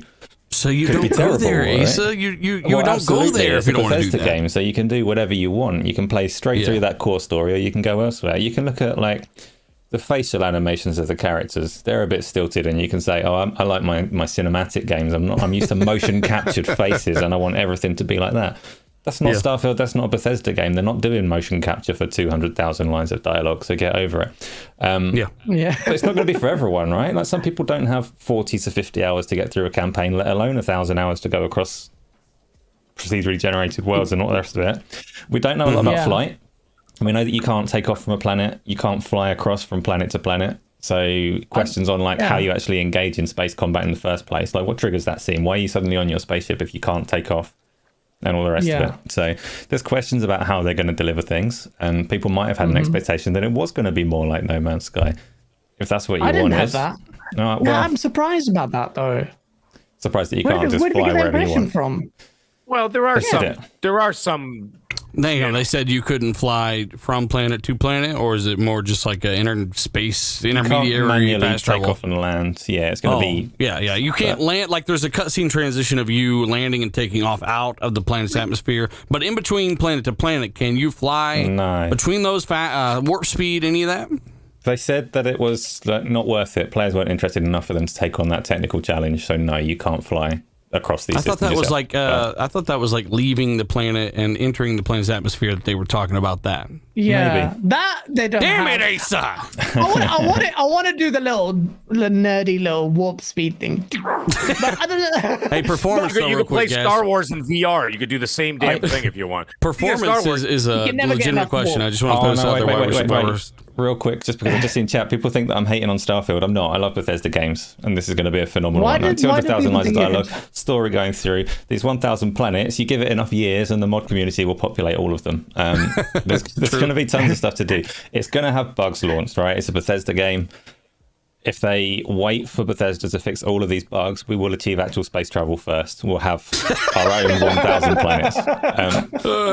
Take it easy, Asa. Ace is a big fan. Jeff Grubb's throwing boo bombs all over the place. I do want to say about performance, though. It was shown off at a much higher resolution than obviously what you'll probably see in a performance mode on Series X, for example. You got to remember these games are shown off at target resolutions, and it clearly did not maintain that. What is probably at least a year out. Performance goal will be much better by then. But I do expect 60 FPS on this game, no problem, if it's anywhere near or decently optimized. That's a good point. I didn't consider the fact that the performance mode. So what do you think? Like, I'm expecting a 30 and a janky frame rate performance based on Bethesda's pedigree. What do you think? There's no reason. There's no reason whatsoever. There is no bottleneck in the system. I'm talking more Bethesda more than anything. No. Really. I mean, like, Fallout came out stable as hell. Fallout 4 did, and that was on the 2013 box, right? Yeah. But there are mods that run that game at lock frame rates on consoles now. But I'm not worried about that at all. And I'm not. If this game is anywhere near optimized, it will 100% have frame rate mode, and it will have a 30 FPS mode. And they're looking to do ray tracing as well. I don't really doubt these guys, man. They've been working on this thing forever. I don't see the doubt when it comes to a lot of that, man. I just I see a big games doing new things, and I'm looking forward to playing this damn game. And it was supposed to come out this fucking year, and that was supposed to be the beacon of new beginnings for Xbox. But now here we are, and we'll just have to wait a little bit longer. And I just cannot fucking wait. And I hope that someday they bring some damn co-op to that game. Yeah, I mean, that'd be amazing. That's one thing that needs to happen for a game of this scale. You know, the procedurally generated worlds, how cool would it be if the 1,000 worlds were shared worlds and people built their bases, but then you quickly reminded me, Dealer, there'd just be a load of phallus-shaped bases everywhere. So. Dick-shaped bases. Yeah, so I'm like, yeah, maybe not. Let me read the super chats. Vash Stampede, 41, thank you for the $5 super chats. Did y'all see the Cowabunga collection in the store coming soon? I'm hyped. What? I haven't. Anyone know about that? No. I think it's just a worse version of what we're playing now. Turtle games. I don't think it's the current one. I think it's a bunch of the older ones. Could be wrong. It is. Okay. It's all That's the what I'm older saying. I ones think it's a worse version of what we're playing now. It's just the older one. If you're a fan of the classics, though, man, grab them. New Sonic coming too. If you're a Sonic fan, they basically redid the Sonics for the consoles today. It's the old shit, but it's properly ported. It's not like, I don't think it's windowed and shit no more. I don't know what they've done there, but apparently they're bringing back the Sonic 1, 2, 3. I'm not even a massive Sonic fan. I just remember playing them as a kid, and I have all the old ones back in pat, and I already picked this new one up just in case, niece or someone comes over. Not only is it still windowed, but you can pay actual money to change the decoration of the window. What? What? Well, they're not showing that in their screenshots then. Good. Damn it! That's ridiculous. So they don't even bother, like Sonic Generations or whatever that was, to try to get things on a more full. I don't know, man. Maybe that's an option, because I know in the past you could do like scan lines and stuff. I don't know. We'll see. Whoa. Yeah, I'm playing Sonic Mania right now on my it's brilliant game. ZFG Gaming, thank you for the £5 super chat. As always, dudes, love you this show. Great guest. Thank you so much for what you do week in and week out. Wish I was like Hoggy and could rain more. No, but thank you so much. Don't have super chat. You just turning up is more than just amazing. And Spartan goes with a multitude of super chats. Let me read these in quick succession. Thank you so much for the £5 super chat. Overhyping Street Fighter SF. Which one? Street Fighter? Might lead to bloody noses. Starfield, sorry. Oh, might lead to bloody noses by the end of this. No voice protag is a bit of a miss for me. What the I was being nice to you. Nah.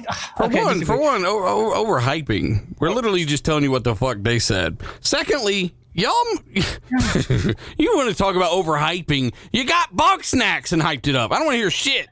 Strap in, Spartan Ghost got you really got to respect the art style. It's all about the bug snacks. Starfield is one of the biggest games and not the biggest ever made. I think we're allowed to be a little excited, and if it comes out to be an 82, which I think is the absolute bottom of the barrel review score, I don't think it'll be anywhere near that. It'll be higher. That's a massive game, man. You just got to give props where it's due. If Sony were making this shit, you'd be all over it. Yeah, man. Well, I don't know if Spartan Ghost is like that, but he's being cautious, which is fair enough. I get where you're coming from.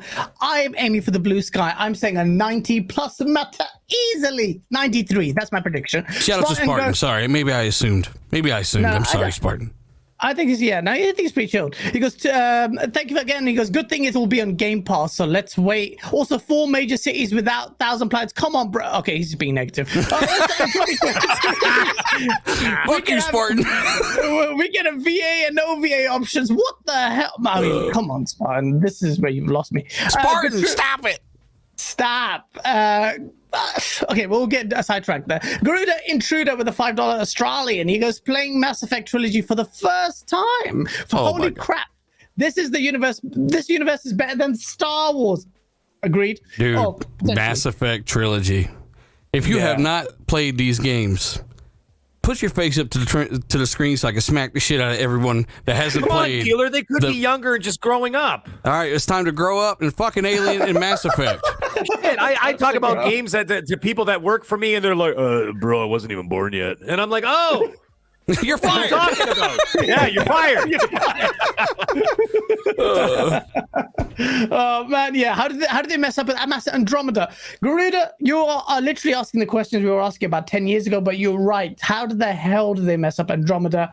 I'm confident they'll They literally put a team on it that never made a game before. That's how. Yeah.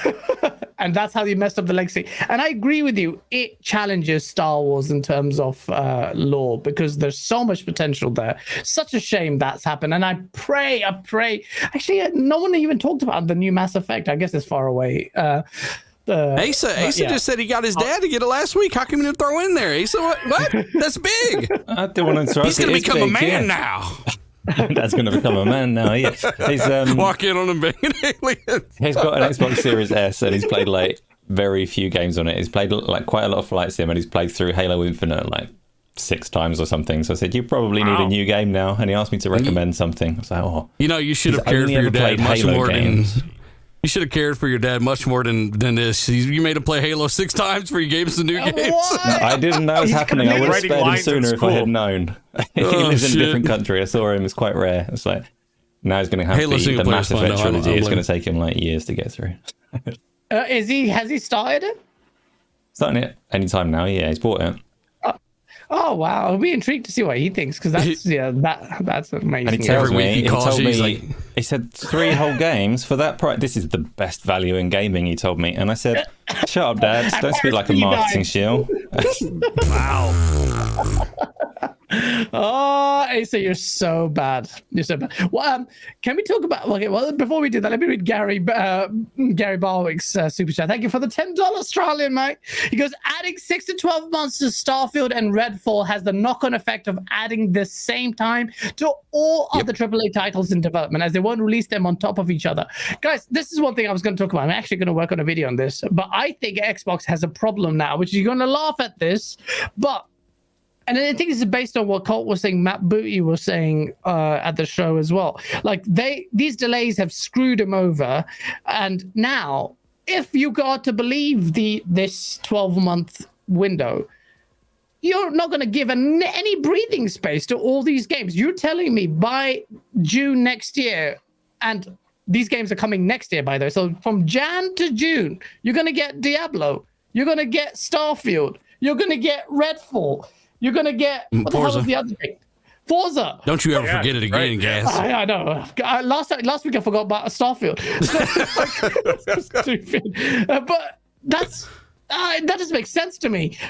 And that's compounding the problem. They're pushing more games that they're actually going to struggle. Do we really think that's going to happen, Dealer? Do you reckon that's going to happen? These delays were all tied into a greater overall decision to literally push the entire portfolio back. This is one of the reasons this is when they delay a game, they find a spot for it to go. And behind the scenes, that's 100% what they're doing right now. All these guys are all tied in it, and they're in together. Unless you're Undead Labs, and you're like, we had too much fucking freedom, we fucked up. Like everyone else is like, cool, we got more time, we know what the fuck we're doing. Let's go ahead and make our game even better. And that's awesome, man. Like I'm super excited for what they're doing.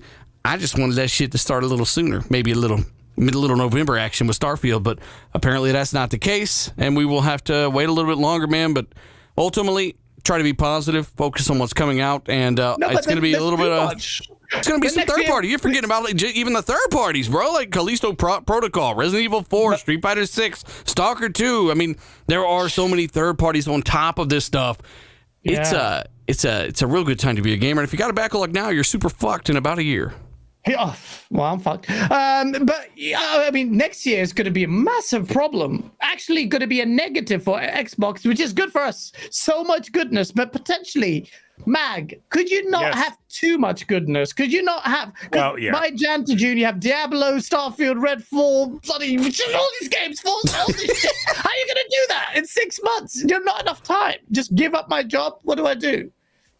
Pick and choose. What we're talking about here is that I understand from January to like June, right? We're talking about the games that are coming out. What's interesting to me is what's going to happen from July until January 2023 or 2024, right? Because then you're going to already have all these games that are coming out in the first half of the year. So you're going to go top heavy in the first half. What's going to happen in the second half? This is where I like to talk strategy. And this is something when I did a show with Colt about 3 weeks ago, about a month ago. And Colt and I were talking about the exact same thing. And he brought it up and he said, what do you think they're going to do with all of these games when they all start coming in like a tidal wave? And I said, listen, they know, first of all, regardless of what you read on Twitter or on some people's YouTube channels or whatever, They know what they're doing, guys. And it's like I liken it to Kevin Feige of Marvel, okay?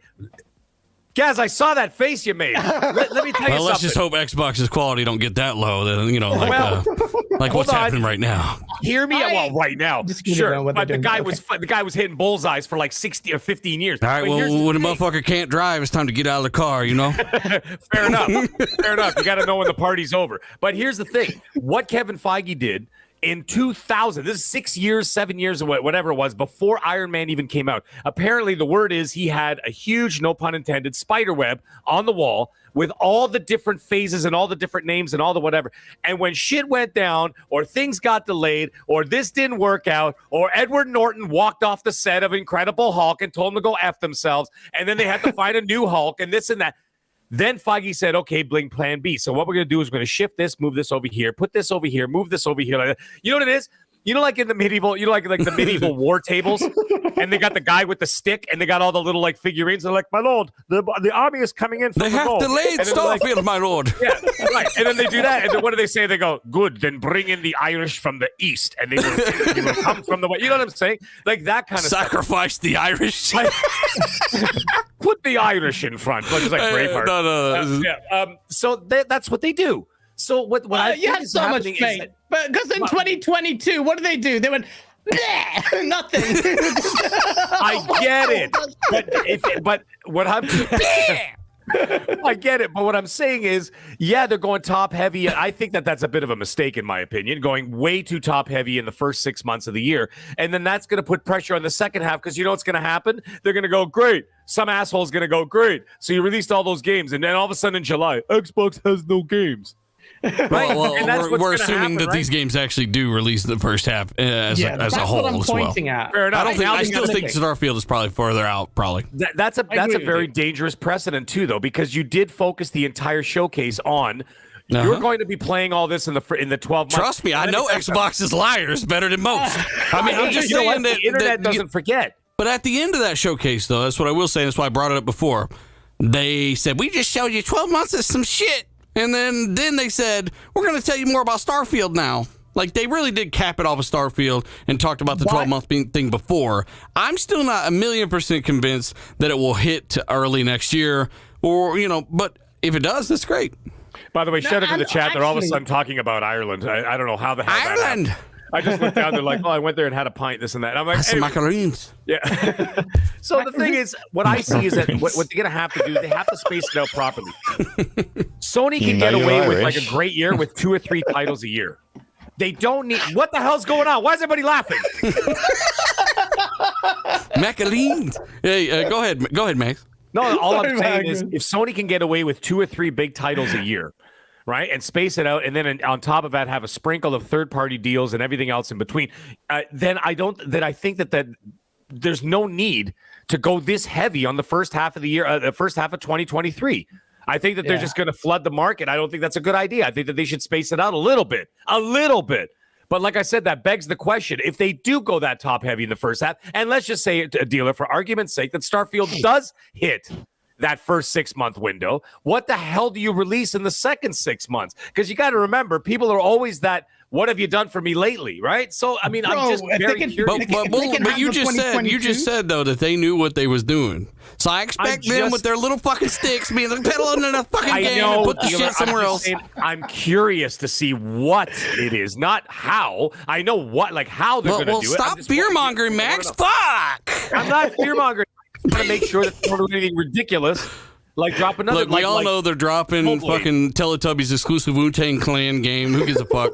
We'll see what they're doing. That's right. Yeah. Hey, I want you to remember too that they have another E3 next year as well, so we'll know a lot more about that fall then from both first and third parties. They also have an XO event, or not an XO, fucking XO. The Game Awards bullshit, right? We will see something come out next fall, and trust me, games, once this damn dam finally breaks, it's the strongest dam in the world. It needs 43 teams cranking away on games to pile up against it, where it finally starts to crack. But once this shit breaks, it's everyone's fucked, but Xbox is gonna be great. Yeah. No, it's gonna be. It's gonna be something. It is.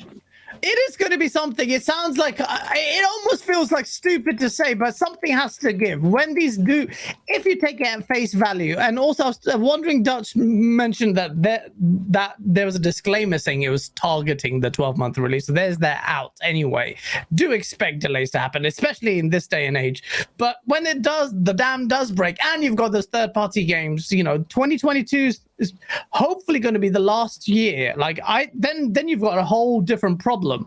Asa, is it a bit of a cop out for us to now go back and say, you know what, wait till next year? Or because you've always said 2023 is the one where everything will change, and looks like now your prediction, or if you call it that, or assessment, it was always right. Whether or not Starfield got delayed or not, he was always right. Like this, that's when the bulk of their games really start hitting. The 2022 with Starfield was supposed to be the kickoff point, but 2023, you're starting to see things like gameplay from Fable and Avowed and Hellblade 2 hitting perhaps, and a lot of other massive projects they're working on.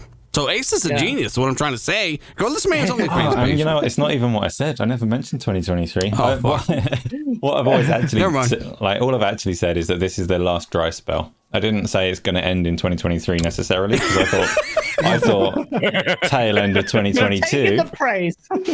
I take all the praise, but I'm honest. I thought like Starfield, Redfall, it would end. I thought the dry spell would end sooner than it has. It is, however long it goes on for, the last dry spell that Microsoft can be allowed to have, really. If they have another one, it's gross incompetence at that point, if it's not already. Yeah, something's really super fucked up over there if that's the case, which it isn't. But if it did happen, send everybody involved to the gulag. Fuck them all. Yeah. I mean, okay, on that point, and just kind of to wrap up the chat, I just want to talk about this bit.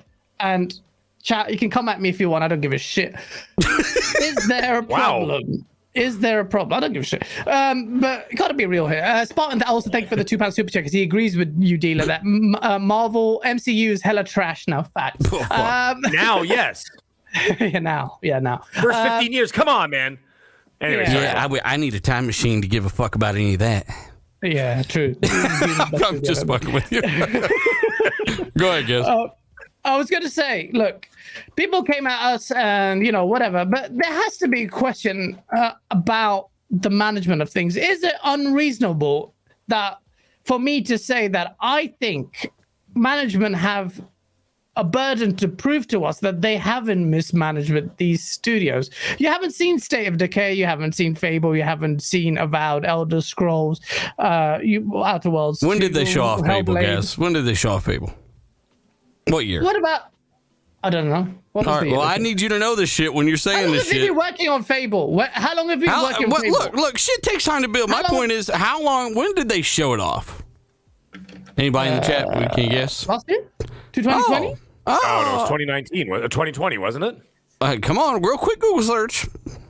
The one with the fairy and the frog. Yeah, the little fairy and the frog. Yeah, Which year was it? Wasn't that 2 years ago?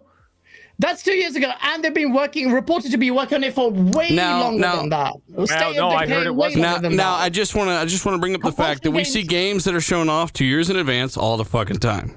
We do. Mm-hmm. God of War is a big example of that. We don't even want to bring up Cyberpunk and fucking all that shit, or Witcher. All this stuff is shown so far out. And it's not necessarily a great tactic. It's one of the reasons they stuck to the 12 months, because they want this. Think of this as I said on my show, like a sacrificial L, a clean break. They knew that they were going to take the knee here, and that's why they basically prepped you with that left hook that was the 12-month statement. And without that statement, the event is different. Last year's event was a 9.2 to me. This one, on a great day, even with the big three there, the pacing murdered the fucking show for me. And I watched last year's right before I watched this one's. It was like a 7 on a great day for me. But that doesn't mean the games they showed that I was excited about were 7s. Not at all. It's just saying as a show, and I'm not sitting up there trying to justify why they should keep Sea of Thieves there because it's so popular. Fucking get Solitaire Collection up there then, bitch. That's way more popular. I'm just done with these dumbass arguments. Sea of Thieves has been on the stage for 7 years straight. They've been showing shit for like 7 years. Every year they got a new thing. And new fucking dolphins aren't in the game the next year. I'm just, you know what I'm saying? Like, my point is that, maybe they show some shit off early. But at the end of the day, they know that people were bitching because they weren't showing anything off. Now the pandemic hits, since at least a lot of these games, or many of these games, have been shown, and that has undeniably shifted the entire industry back an entire year, I would say, at least. Yeah. So we're not taking it into account much going forward, but it has played a factor, and it is the common denominator when it comes to a lot of what is going on here. The only outlier here is that Sony has still been able to pump shit out, and yes, they've delayed on many of those games, but they have ultimately gotten out, and that's something you got to acknowledge. Yeah, Horizon Forbidden West, they pumped that out. Gran Turismo? When was the first time they showed that? When was the first time they showed it and they released that? Or Miles Morales, or even it's a smaller, I guess Return doesn't really count. But Gran Turismo 7, whatever. I mean, Phil Spencer was holding that controller 4 years ago when he was playing Perfect Dark, whatever the initiative was. Like, are you going to make excuse? All right, can Did we you say agree 4 years ago? Was that 4 years ago? Perfect Dark? When was Phil Spencer holding? I think it was 3 or 4 years, or maybe 3. Because I remember I was talking to you about him. Like some kid was playing. It was before the pandemic, so it must have been 2019. Oh my god! Yeah. I remember the same picture. He's sitting there with a smile and he's holding the controller. He's like, "Oh, we're like, fucked." What am I playing? And I'm like, "Come on, Phil!" And then the dude's daughter was playing it like a year later. That was not a good sign. He's like, "I just woke up my infant. She crawled out of her crib and played my game." I'm like, "What the fuck?"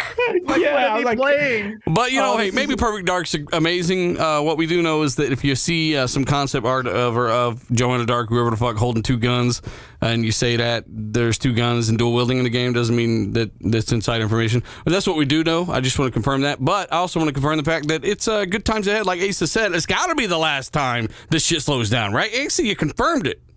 I confirmed that you can all take that to the bank. Yeah, I don't say things aren't true. And look, before the showcase happened, we established, like everyone in chat was, I said it the day before the show, do we agree Xbox has to go hard? Does it have to show these games? Everyone's like, yeah, knowing it was happening. And they showed nothing. And then everyone's like, yeah, I'm still really good. I'm still really good. 8 out of 10, Gaz, your damage controller. Can we now agree for fucking 2023, these first parties need to show something? Like, at least the ones that they have announced. Fable, Perfect Dark, Avowed. Show them if they're ready, man.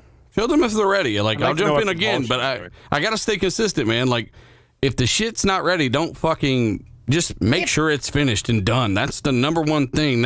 People were bitching about Starfield's delay, and I'm sitting there like, there's no such thing as a bad game delay. I'm not changing that fact, my opinion, but it just so happens to be fact, right, on this one. There's no such thing as a bad game delay when it comes to, in this situation. You want a polished, finished product. That's the only thing that matters. And if it comes out with all these problems, if it comes out as another Cyberpunk, everyone's bitching. But if it gets delayed, everyone's bitching. What matters in the end is that it will be a great product, because that's what lives on, in your box, and more importantly in your mind.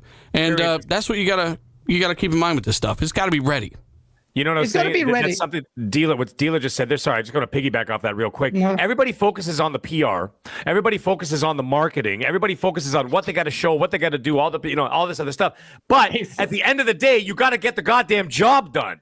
Right? So what Dealer's saying is absolutely 100% fact. That actually might be the only thing we agree on in the last half hour. But anyway, the point is that it's 100% true. Focus on finishing the job and do a great job. And then after that, then worry about the PR, then worry about the trailers, then worry about the exposés and the tan shoes on the couch talking about the game, whatever, right? So yeah, I agree. Sorry, go on. And I'm so, Asa, you brought Everwild there. Why? Can you tell? You wanted to fuck with all of us. Why Everwild is on the screen? I want to see Hoggy damage control this.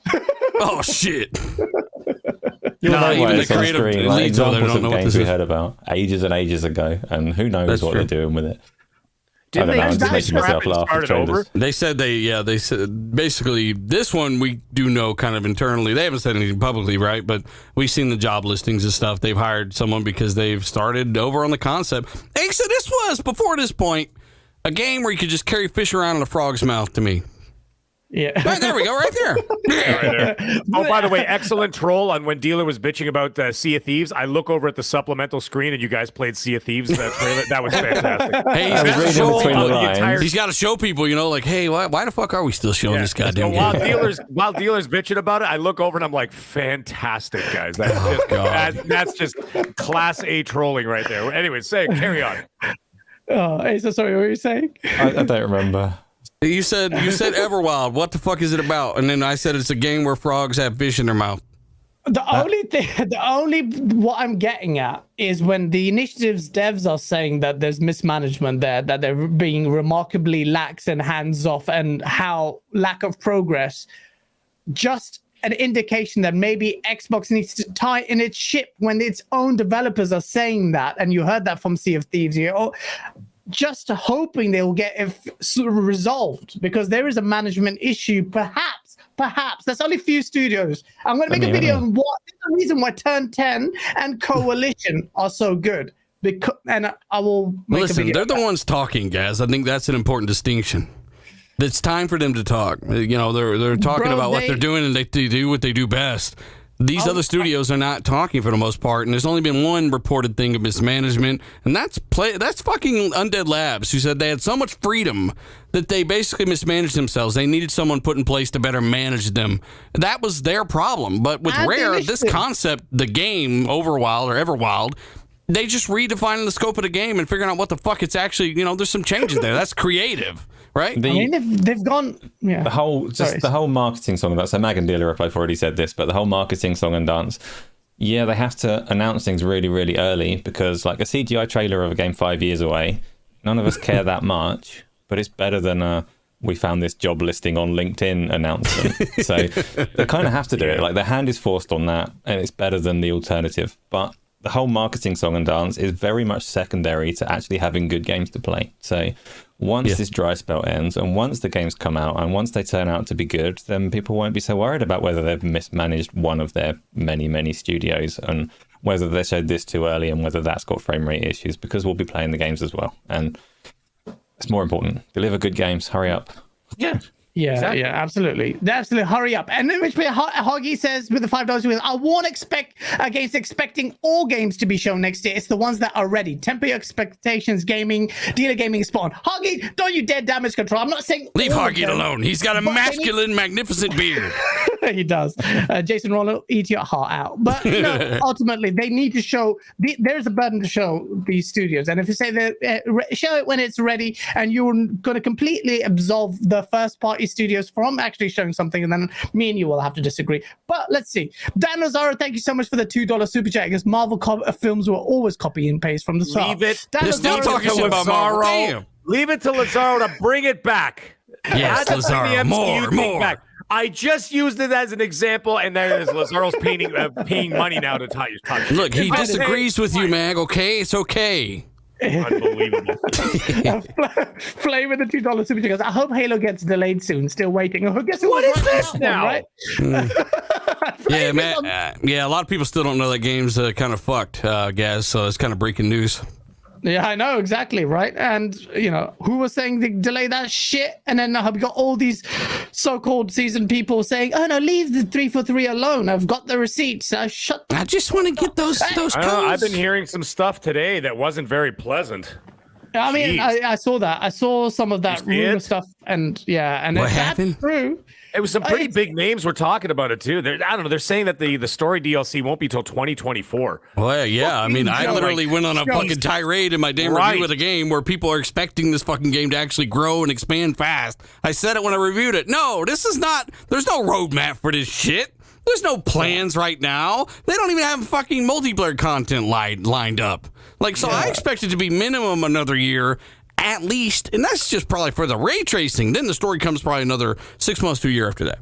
Yeah, I mean that's just despicable what you've done to my favorite franchise, but it is what it is, and people will damage control it, and I know for a fair few publications that will suck. Anyway, 17 with a £2 super check. Everwild Initiative 343 Undead Lab mismanaged. Okay, 343 we can all agree has been mismanaged. Yeah. If you can't, then I don't know what to say to you. Everwild, how can you creatively maybe gone back to the drawing board? Respect, because and the other part of me says, well, how many studios get to do that? Well, I mean, we know that Cory Barlog did it with God of War. I mean, they had to go back to the drawing board with God of War. Yeah. But it was much easier. It was an IP that already existed, and they kind of had an idea based on what a lot of, it was a great game. But it happens, man. I'm not going to dog people for trying to get things a little bit more right, and I'm glad they've taken that and done that, because Everwild I was confused as fuck. There's hippies dancing around a tree and shit. I don't know what the fuck's happening in that game. So the best thing I can figure out is kind of like what's that game? Viva Pinata. Like you're using the animals to build out like some kind of farm or some shit. I have no. That's probably why they scrapped it. Yeah, they're like, what the fuck are we doing? This is like animal enslavement in this game. What the fuck's happening? Animal enslavement. We're done with it. We got to change the shit around before we get exposed. Can you imagine I'm Phil and you just gave me that pitch? I'm like, all right, so I got these animals. They're going to be building out farms for you. I'd be like, get the fuck out of this office right now and start over. What are you talking? That sounds like something they would greenlight the fuck out of now. Yeah, it's so true. Very progressive. Yeah, absolutely. I mean, Initiative and the Undead Labs. The Initiative one for me is a really salty one. One, they're working on Perfect Dark, which is a classic, and also two, it's an Xbox ground up built studio with the mega talent that we were beating our chest over for ages, and I want to see that studio do well. I really wanted to see it do well, and it comes from a place of doing well. And Hoggy, with the super chat, goes, thank you, Hoggy. Sai, see if these came out in 2018. Do you think maybe they started Everwild in the year 1910? AAA games make 5 years. So Microsoft hire Hoggy so he can make excuses. Leave Hoggy alone. His beard's so nice. AAA games take 5 years-ish. Add a year for COVID, plus add another year for Hoggy excuses. Then you have 2067. Wow, stop it. Stop. Leave the man alone. Stop. Gaz, obviously Hargy, he's being funny. But I mean, I get what he's saying. There are factors, and you got to be realistic about what those are. And I'm just waiting for games to come out, because guess what? When that happens, we're not talking about this shit no more. Exactly. Yeah, absolutely. People just talk about because they got nothing to talk about right now. That's all. Dragon. You know when you work with people who don't do anything, they fucking gossip all day. Excuse my language. They gossip all day because they got nothing to do. Right? Same thing. People are just bitching and gossiping because they're not playing games right now, which is silly because it's not even about that. I'm not asking the games to be released tomorrow. I'm show us what you're talking about. What the fuck was Phil Spencer playing 3 years ago? He said I'm more excited about what I did to show. Man. Wait, if they swiveled that camera around, it might have been like a stick man with some like hand-drawn grass. Like, you don't know. He's like, this shit is fire. Yeah. Fire. It's not going like that. More on that. They'll show that at E3 2023. Oh, fuck. One more, Gary Barr with the $5 super chat goes, one more thing at the end of the show that sneaks a peek into the next 12 months. 5 minutes look at Avowed would have changed the show post narrative. That's the thing that was missing. One more thing. I do think that, and especially Nick mentioned that, is that if they rejigged the show so the Kojima was right at the end, they said one more thing. Then it would have been worse. Mm-hmm. I think it would have been. Would you think it'd be worse? That was not. I mean, fuck. Like, for one, the motherfucker made a delivery simulator the last game he made. I don't want to hear shit. Secondly, he managed to make the shit. Like, he threw his own twist. We all know Kojima wants to be a director, right? But the last several games this guy made, in my opinion, man, I already said in videos, I wouldn't. If I was Microsoft, I get it. You want to fill out that Game Pass and get everybody involved, and I'm not going to contest his involvement, but I wouldn't give him a fucking dime to work with. And guess his game's nowhere near close. He said it himself. You know, he basically haven't even fucking started yet, but I'm super excited. Like, we know you are, Kojima. You got guaranteed work again for another fucking 6 years, and hopefully you don't release a bunch of other games in that time period like you're going to do with Death Stranding 2. And also, let's expect it to be heavily cloud related, like they said. So maybe it'll be cool. Maybe it's an experiment, but it could also be just an online fucking delivery simulator. We will see. Yeah. No, and what's your thing on this take? I know people are understandably Marmite or hot and cold on Kojima. Cloud-based game, like, what could that be? I mean, just think about everything else he's made, guys. Like, the guy's a madman. Now add a cloud to it, and now what the fuck? I don't know. Like, I have no idea. Maybe it's something cool. Maybe he'll make me a fan. That's not his. Maybe it is or isn't his job, depending on your perspective, to make so-and-so a fan. Maybe don't give two fucks. But at the end of the day, Kojima was nothing to me at that showcase, and unless they show me an actual game. I don't give a fuck about who Kojima is. To me, he made great games, in my opinion. That's just me. But if he showed me something cool, maybe I would be kind of excited for that. Yeah, that's the thing. And I thought Metal Gear Solid 5 was one of the most overrated games ever, but that's me. Calvus Alvarado with a $2 super chat. If Xbox doesn't show first party in 2023, do raise hell. Yes, I will. I will do that. And I'm sure everyone should. Everyone will. They will. Listen, Spencer, you told Hoggy, you listened to us. If there's not, I will you up. No, I won't. Oh, do that. don't say. No. I take that back. No violence. He's just kidding, Phil Spencer. His hands are too little to do any real damage. I will suckle on Phil your Spencer's teeth. like, bitch, I will rock your body with mean, nasty hooks. Like that guy from the other never guys. swears. If someone doesn't swear, they have pent-up aggression. He would beat the shit out of me. I'm sure he's a violent man. No, wait, this is going back. Stop saying Jesus! We are cancelled. Ladies and gentlemen, we are Hey, now look, Phil has a lot of experience. Our job is done here. He knows what you're doing, guys. He knows. He gets it. I mean, look, Phil Spencer saved Xbox. I'll keep saying it. And Yep. I have nothing but respect for him. I hope he stays there forever. And your video about that has hundreds and hundreds of thousands of views on it, right? Spreading positive image and information about Phil Spencer. So shout out to you, Phil Spencer. Shout out to you in the back. Shout out to you for being responsible for the only video that has broken 100,000. Thanks to you. Oh, actually, the montages as well. Please step But down thank and you. make way for someone that's going to give me VR. Well, then Xbox goes under There's the quite quickly. assassin. Yeah. Rest in peace, Xbox, because Ace. R.I.P. Xbox, all for Gaz's little VR dreams.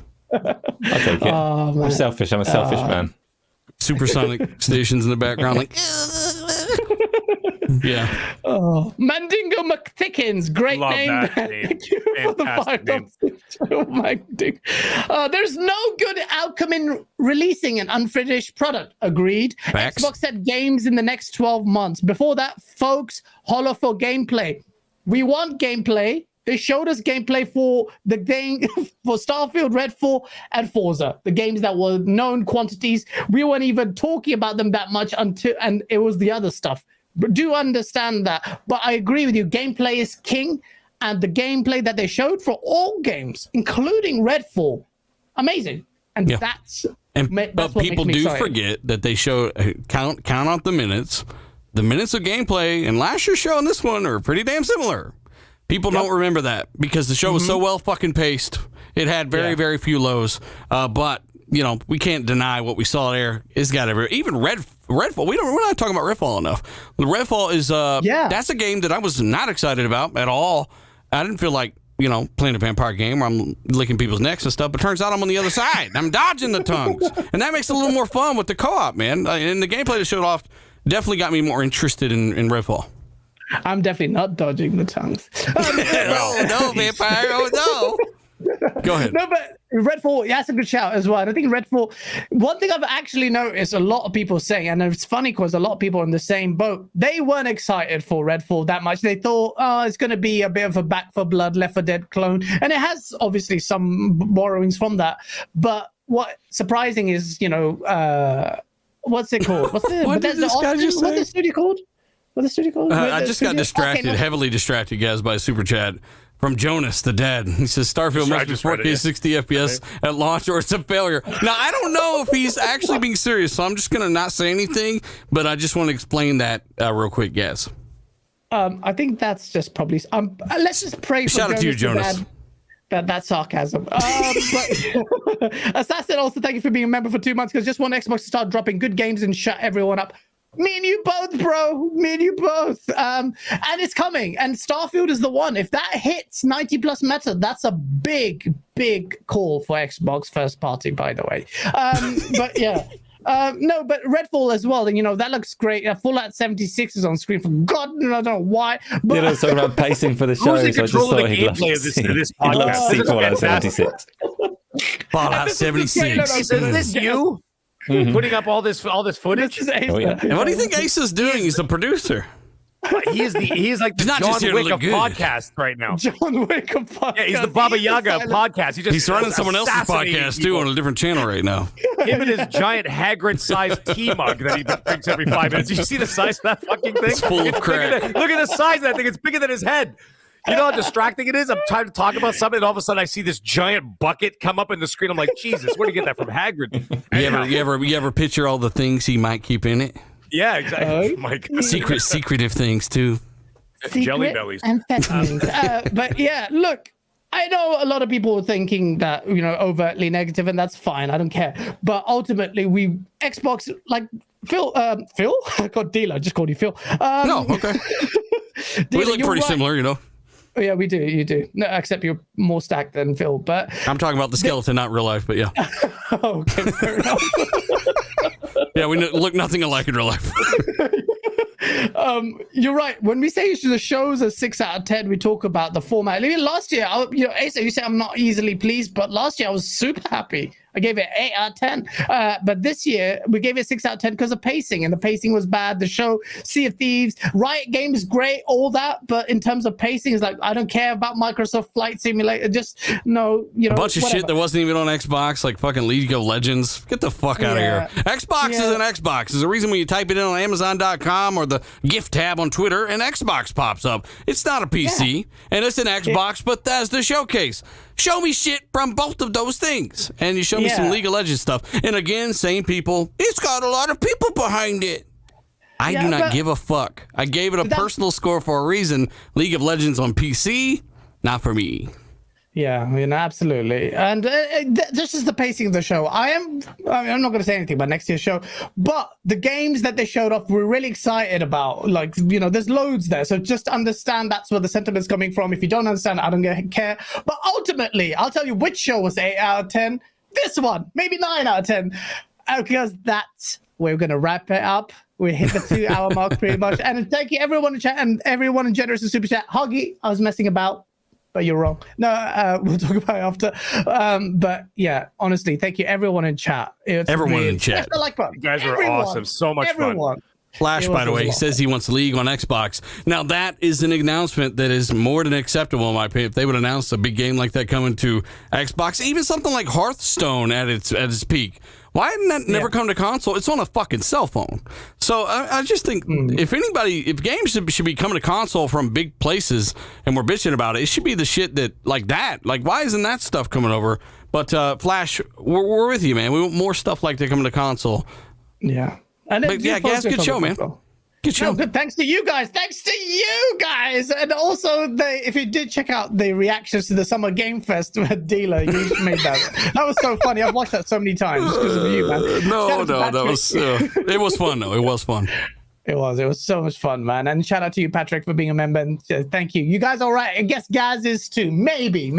Dealer, it's always magic. You've got the natural magic touch. Thank you for gracing us with your presence and your not fans, but the guys that support our shows. Yeah, the guy that support us. Us fans. If you catch any guys, don't call them fans. I don't get fans. What do you want? Look. There's too many people in this community think they're fucking famous. Okay, this shit's weird. I think I'm famous? No, bro. I want to be infamous. Gaz, here's what I want to say. First off, I want to call you fuckface for giving last year's show an 8 out of 10.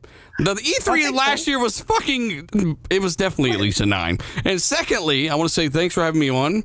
It was always fun. I want to some tirades today. I'm fully self-aware of this. But I'm dealing with a lot of people in the comments and just general discussion. And I don't sit there and make a ton of videos, 1 or 2 a week. So I haven't got a chance to have fun with that kind of stuff. And I like to take it out in the chat. So thanks for tolerating me, guys. Hit the like button. Of course, subscribe if you're new here, which you're probably not. And of course, look out for my next video, maybe Monday. I don't know. I'm putting some time into this bitch. And obviously, Twitter at Dealer_Gaming. I'm posting produce every day. And the YouTube channel, Dealer Gaming. Check that out. And a shout out to you, Max, for coming on and having fun with us, brother. Yeah, man, it was an absolute pleasure. Can I just dovetail right into that? Go I just want to say thank man. you. You know what, Gaz, Asa, and of course, Dealer, I've been on a couple of shows where you just kind of sort of passed in and then just disappeared, whatever. You just like stopped by for 15, 20 minutes. But it was actually nice to be able to like actually sit down and actually have like a full show with you and, be able to talk and argue and all that kind of good stuff. Chat, you guys are absolutely incredible.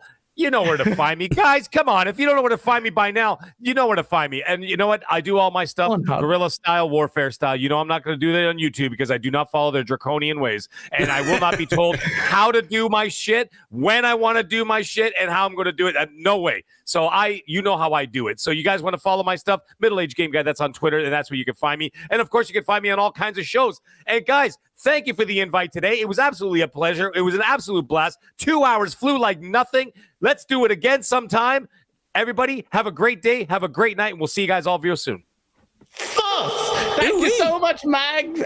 Massive energy, as expected. Both of you just killed it, as expected. Great show. Everyone in chat killed it, as expected. Trolls in chat, as expected. Assassin with the $2 super chat right as we end the show, as expected. He says, "Are you excited for Warhammer Dark Tide?" Yes, I am. We all are, as expected. Ladies and gentlemen, before we go, please hit the like button and say goodbye, Acer, as you tell everyone what's in store for you, the VR. Guys, you rounded it up so well. I didn't mind missing my outro on that one. You've done a brilliant job. But yeah, you can get me. I'm on my YouTube channel, Acer_GameOnDaily, as well as here. I'm here every Saturday. We'll be here next week, of course.